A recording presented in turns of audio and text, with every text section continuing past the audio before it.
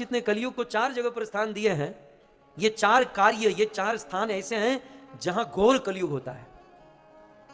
और वे 4 स्थान कौन से? मैं प्रमाण के साथ, भागवत जी का श्लोक, अभ्यर्थी तत्तदा तस्मै स्थानानि कलये ददो।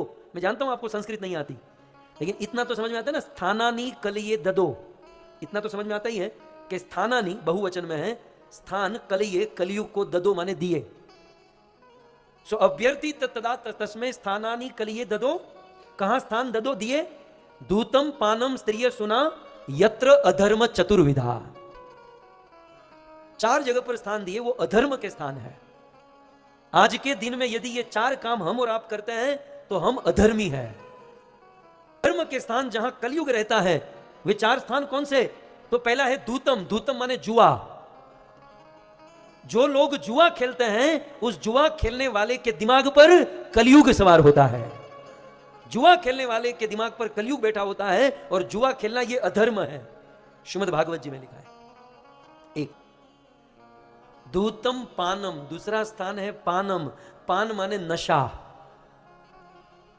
जहां कहीं भी नशा होता है, नशा करने वालों के घर में या नशा करने वालों के दिमाग में कलयुग बैठा होता है। किसी भी प्रकार का नशा करना भागवत जी के अनुसार अधर्म है। अब नशा का अर्थ क्या है? एक तो शराब का नशा, दूसरा सिगरेट का नशा, तंबाकू का नशा, गुटखा का नशा। अभी भी आप लोग खुश हैं। अब जो मैं बताने जा रहा हूं, चाय और कॉफी का नशा। मैं पहले ही कह रहा था कि मुझे रहने दो, आप मत बुलवाओ। चाय और कॉफी जहां पर पी जाती है, उसके दिमाग में कलयुग रहता है, उसके घर में कलयुग रहता है। और चाय कॉफी पीने वाला कहे कि मैं धार्मिक हूं, तो आज से अपने आप को धार्मिक कहना बंद करें। क्योंकि भागवत जी में लिखा है, भागवत जी में लिखा है कि यत्र अधर्म, इस स्थान पर अधर्म है, ये अधर्म के काम है।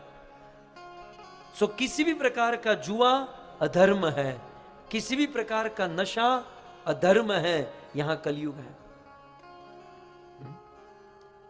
तो बताइए, चाय कॉफी पीनी चाहिए? क्यों सब लोग नहीं बोल रहे हैं? चाय कॉफी पीनी चाहिए कि नहीं? इतने ज्ञानी हो गए हैं यहां। देखो, चाय कॉफी वालों से हमारी कोई दुश्मनी नहीं है, लेकिन क्योंकि हम भागवत के आश्रय में हैं, सनातन हिंदू धर्म का पालन करते हैं, तो हमें इस बात का ध्यान रखना चाहिए। जब ऐसी बात करते हैं ना, तो कुछ लोग कहते हैं महाराज बाकी सब ठीक है, लेकिन चाय नहीं छोड़ती। चाय छोड़ेंगे तो दिमाग बहुत दर्द करता है, सिर दर्द करता है। इसका मतलब यही हुआ ना कि आपको नशा हो गया है, इसकी लत लग गई है। और एक बात कहें, ये चाय जो है ना, 50-100 साल पहले आपके नेपाल में नहीं थी, हमारे भारत में भी नहीं थी। ये चाय और कॉफी हमारे देश की आइटम है ही नहीं। ये ब्रिटिशर्स जब हमारे देश में आए, तब ये चाय कॉफी लेकर आए। वो खुद चले गए, वो डीकैफ का हो गए, और हमको चाय की आदत लगाकर चले गए। वो लोग छोड़ रहे हैं और हमने पकड़ कर रखा है। अब हम लोग पी रहे हैं दूसरे की चीज, और फिर कहते हैं गर्व से कहो हम नेपाली हैं। क्या खाक नेपाली है? पी तो रहे हैं दूसरे की आइटम। सो ये चाय हमारी चीज है ही नहीं। कभी आपने सुना कि भगवान श्री कृष्ण सुबह सुबह गाय चराने के लिए वन में गए, और वन में जाकर किसी दुकान पे खड़े रहकर कहा कि एक कटिंग चाय लाओ? कभी सुना आपने? या फिर कभी राम जी के विषय में सुना, प्रातः काल उठ के रघुनाथा, भगवान राम सुबह सुबह उठकर मां कौशल्या को कहा कॉफी बनाओ? कभी नहीं। कोई वेद, कोई शास्त्र, कोई ग्रंथ में 50-100 साल पहले चाय कॉफी थी ही नहीं। तो आजकल की बात है। तो जो अभी अभी हमने पकड़ रखा है, उसे छोड़ना भी कोई कठिन नहीं है। और यदि वो भक्ति में बाधा है, तब तो उसे छोड़ ही देना चाहिए, राइट? सो महाराज परीक्षित ने स्थान दिया धूतम पानम, तीसरा स्थान दिया स्त्रीय।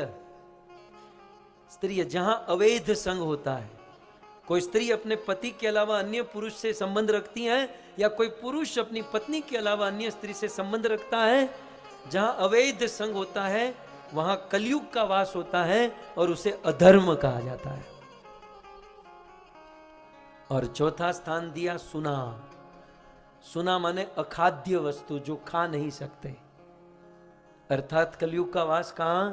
जो मांस खाते हैं, मछली खाते हैं, अंडा खाते हैं, ये सब अधर्म है और यहां कलयुग का वास है। लगे हाथ और एक चीज बता दूं, ऑनियन और गार्लिक, प्याज और लहसुन में भी कलयुग का वास है। इसलिए जिसको धर्म का पालन करना है वो प्याज लहसुन भी नहीं खाते हैं। और यदि कोई प्याज लहसुन खाता है तो आज से अपने आप को धार्मिक कहना बंद करें, क्योंकि मैं चैलेंज के साथ कहता हूं, मेरे सामने आइए, श्रीमद् भागवत जी में लिखा है, ये भागवत जी का श्लोक है, यत्र अधर्म चतुर्वेदा। वो अधर्मी है जो प्याज लहसुन खाता है, वो अधर्मी है जो चाय कॉफी पीता है। ये भागवत जी में लिखा है।